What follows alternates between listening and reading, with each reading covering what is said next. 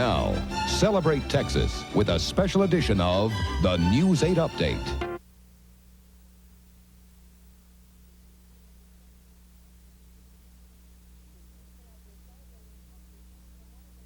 Good evening. Tonight we're celebrating Texas from one of the most beautiful locations in the state.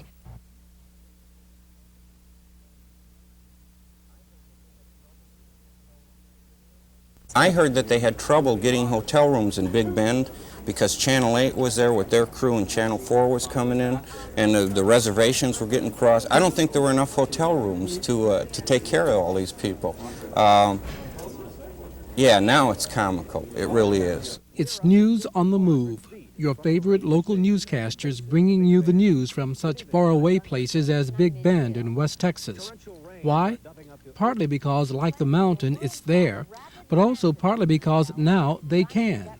New technology like this KU-band mobile satellite unit allows networks and local stations to broadcast live from practically anywhere, and practically everybody is doing it. I am pleased to greet you from the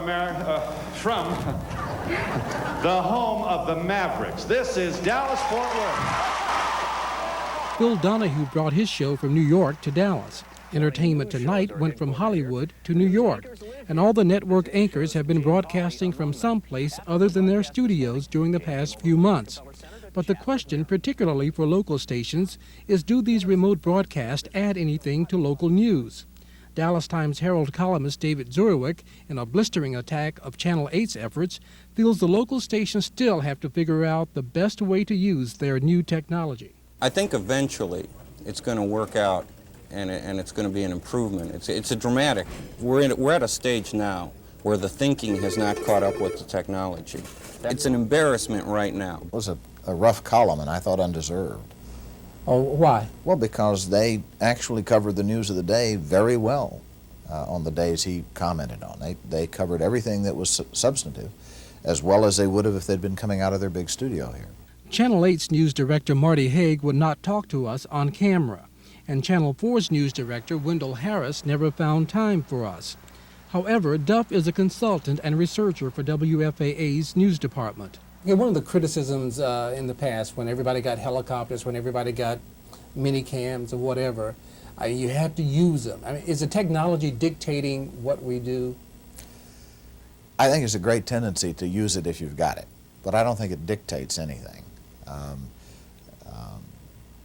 When you have the opportunity, when you have a new bicycle, you probably will go ride it, but I don't think that dictates in the sense that journalism suffers, or that news coverage in general, or the news philosophy suffers. The problem, the thing that frightens me about it is that for the last 6 months, all I've heard is talk of technology. There is no philosophy. I mean, it raises incredible ethical questions, like what is reality, for one thing? Well, it seems appropriate to me because of the sesquicentennial, because they have this advertising position called the Spirit of Texas, which tends to embrace the whole state. It's like we said about John and Midge Hill. They could have done it in a studio with a phony cactus behind them for all the pictures they had. I think the media is a good story. I think that it's a story that one of the columnists, Times-Herald, Times-Mirror, owner of Channel 4, would climb all over Channel 8 for doing this remote broadcast as severely and as unfairly, in my view, as he did. Will Brown has found some interesting little towns, including one. Channel 8 got the jump on Channel 4 with this week-and-a-half coverage from Big Bend. But Channel 4 did get there with its #1 anchor team, and they were determined to show Channel 8 they would have more hard local news. But after its first 6 o'clock broadcast from West Texas, the 10 p.m. show for the same day was done from the Dallas studio because tragedy struck. At this point in our story, you were to have seen pictures from Channel 4's newscast Tuesday night, with an extremely professional report of Channel 4's helicopter crash that claimed the lives of 2 people. You would also have seen Channel 4's Vice President and General Manager Bill Baker giving what I thought was a moving tribute to newsman Buster McGregor.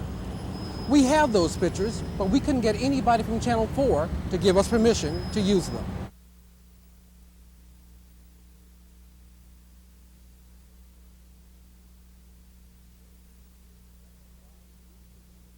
This is Channel 5 News at 6. And while Channel 4 and Channel 8 were out on the road, where was Channel 5?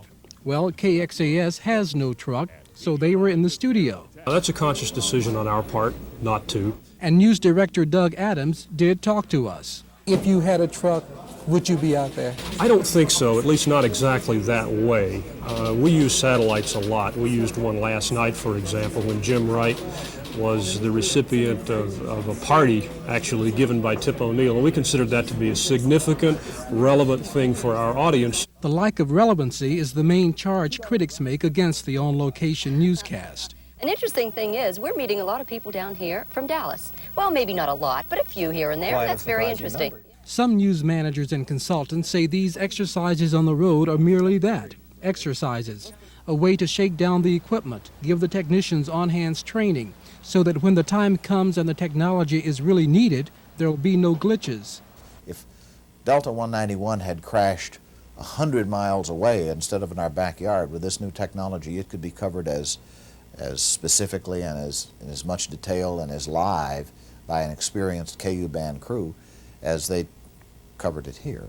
I think the next 6 months are going to be embarrassing locally. While Zurwick thinks the use of the technology is bad and embarrassing now, even he sees the day when it will be put to good use. I really do think it's the most important development in TV news in the last 10 years, last 10 or 15 years.